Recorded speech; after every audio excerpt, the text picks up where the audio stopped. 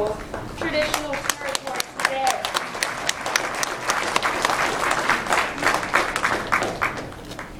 As previously addressed, the doctrine of discovery and domination is a perpetuation of global human rights violations that has yet to be properly recognized and remediated on the international stage. We additionally urge the forum and relevant actors to equally consider all indigenous nations and peoples when discussing discovery doctrine. Borders of the states that divide indigenous lands, territories, communities, and nations were not established with free, prior, and informed consent.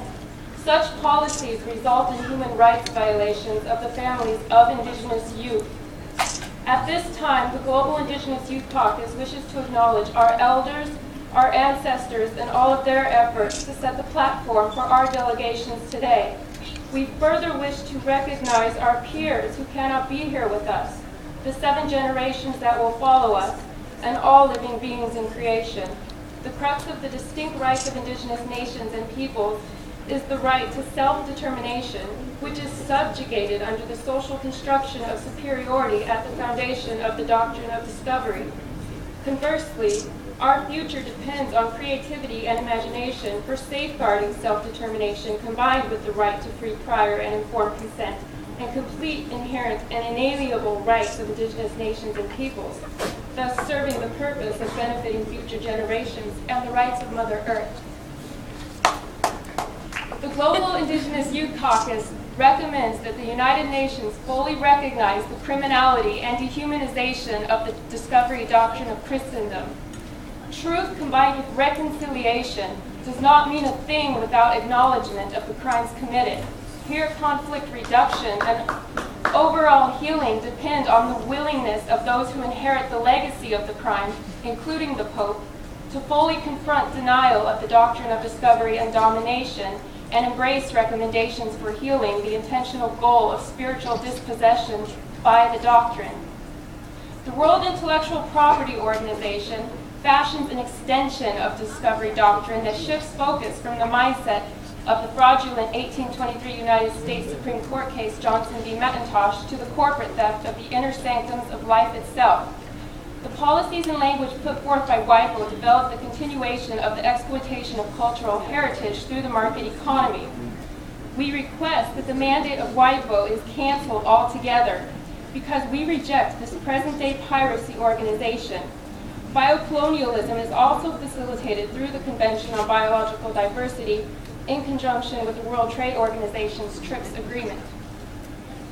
Consequently, discovery doctrine must be fully understood in the context of its utilization in the development of various stages of international law, definitions of sovereignty, and revoked from the current missions of global institutions.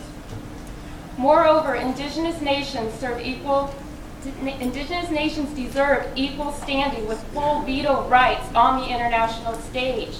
Acknowledgement of the collective, inherent, and inalienable rights of indigenous nations and peoples based on self-determination must be articulated within international norms. Additionally, states must support the inclusive rights of indigenous nations and peoples to free, prior, and informed consent. Free, prior, and informed consent must be applied in its entirety every time indigenous nations and peoples are directly affected and subjected to proposals for development and commercialization by states and corporations. We remind the Permanent Forum that one of the obligations for signatories of the Convention on the Rights of the Child is to respect and understand indigenous nations and peoples. The central goal of this commitment is to fight prejudices and racism. Thus, states are obliged to teach citizens about the colonial history of the current state system. Taking this framework into consideration, states ought to be obliged to have a curriculum that addresses the discovery doctrine and the establishing construct of colonialism and imperialism of the particular state. This discovery doctrine must be known as a conqueror-based doctrine similar to other racist notions, namely the National Socialism of World War II and also apartheid against colonized people, both previously addressed on the international stage. We additionally voice our significant concerns over state interpretations of the fundamental elements of the Declaration on the Rights of Indigenous Peoples.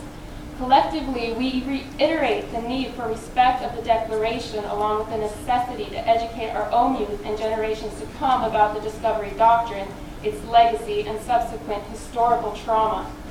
Indigenous languages are the most complex languages in the world, yet many of our languages are disappearing as a result of the legacy of the doctrine of discovery and domination. A strong, organized effort needs to be made to preserve and recover all of our indigenous languages so that future generations of indigenous nations and peoples can reestablish indigenous social structures and decision-making bodies and continue to safeguard the well-being, wisdom, and survival of Mother Earth. Thank you.